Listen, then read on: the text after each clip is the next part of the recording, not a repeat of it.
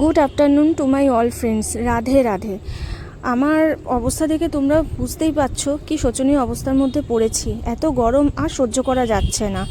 সকলেরই খুব কষ্ট হচ্ছে এই গরমে, পশু পাখি মানুষ সকলেরই খুব কষ্ট হচ্ছে। গাছের পাতাটা দেখে তোমরা বুঝতেই পারছো পুরো চকচক করছে রোদের জন্যে।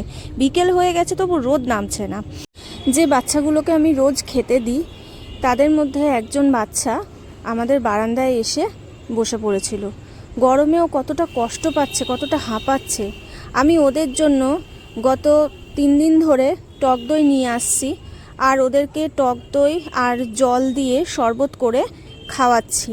ওরাও তো গরমে এত কষ্ট পাচ্ছে, আমরা তবু তো ফ্যানের তলায় আছি, কিন্তু ওরা সারাদিন রোদের মধ্যে রয়েছে।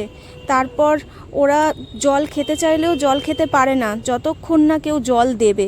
আমরা যদি না ওদেরকে সাহায্য করি তাহলে ওরা তো একদম অসহায় হয়েই পড়ে।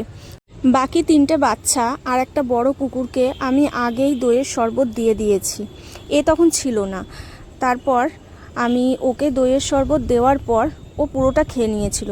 তারপর এই একটা বাচ্চা এসেছিল, ও দুপুরবেলায় খেয়েছিল দইয়ের শরবত। তারপর আমি আবার ওকে দিই, কারণ তেষ্টা তো মিটছে না না, এতটাই গরম।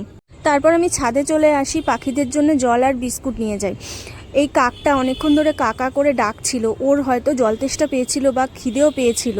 আমি সেই জন্যে জল বিস্কুট রেখে নিচে নেমে গিয়েছিলাম। তারপর উপরে ওঠার সময় দেখি অন্য একটা পাখি বিস্কুট খাচ্ছে। যাই হোক, কাকটার হয়তো আগে খাওয়া হয়ে গিয়েছিল।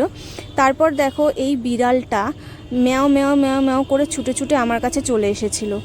ও এতটাই হাঁপাচ্ছিল, পুরো জিভটা বার করে দিয়েছিল, আর আমার দেখে এত কষ্ট লাগছিল। তারপরে ওর জন্য আমি দুধ নিয়ে এলাম। তারপর ওকে ঠান্ডা জলে একটু আমুল দুধ গুলে দিলাম। আসলে আমার আগের যে বিড়ালটা ছিল, যে বিড়ালটা মারা গেল, সেই বিড়ালটা ভাতের ওপর আমুল দুধ ছড়িয়ে খেত, তা ওর জন্যই এনে রাখতাম। তারপর কুকুরগুলোকে ভাতের ওপরে আমুল দুধ ছড়িয়ে দিই, কুকুরগুলোও খেয়ে নেয়। সেই জন্য আমার আমুল দুধ এনে রাখা থাকে, সেই আমুল দুধটাই ওকে গুলে দিলাম। এই বিড়ালটা আমার কাছে গত 6 দিন ধরে আসছে, ওকে আমি রোজ বিকালবেলায় এরকম করে দুধ গুলে গুলে দিচ্ছি। বিড়ালটা বলতে গেলে এখন আমার কাছে পোষ মেনে গেছে অনেকটাই। ও এসে আদর খায়, তারপর আমার কাছে একটু বসে তারপরে ও নিজের মতন চলে যায়। এই গ্রীষ্মের দাবদাহে মানুষ পশু পাখি সহ সকলেই খুব কষ্ট পাচ্ছে।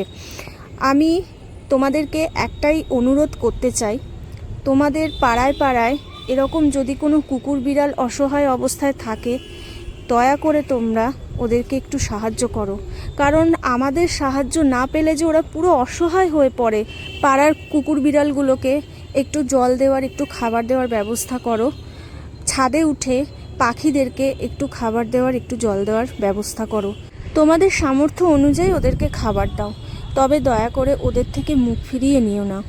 তো বন্ধুরা, আজকে ভিডিওটা এখানেই শেষ করলাম। সকলে এই গরমে সুস্থ থেকো, ভালো থেকো, আর জল প্রচুর পরিমাণে খেও, প্রচুর ফ্রুটস খেও, ঠান্ডা জাতীয় খাবার খেও। যত পারবে বাইরের খাবার খাওয়া অ্যাভয়েড করে চলবে। আর শরীরকে একদম ডিহাইড্রেট হতে দিও না। শরীরকে সবসময় সুস্থ রাখতে হবে, ভালো রাখতে হবে। নিজে সুস্থ থাকলে অপরকেও সুস্থ রাখা যায়। আরেকটা কথা বলি, খুব প্রয়োজন না হলে কেউ বাইরে বেরাবে না। আর যদি বাইরে বেরাতেই হয় তাহলে সঙ্গে টুপি, ছাতা, সানগ্লাস আর একটা জলের বোতল অবশ্যই রাখতে হবে। জানি আমাদের বাবারা বা যারা কর্মরত অবস্থায় আছেন তাদেরকে তো বাইরে বেরাতেই হবে বাধ্যতামূলক। আর অনেক মানুষ আছে যারা রিক্সা চালায়, ঠেলা গাড়ি চালায়, তাদের অনেক কষ্ট হয়। কিন্তু তবুও বলবো, সকলকে সুস্থ থাকতে হবে, ভালো থাকতে হবে।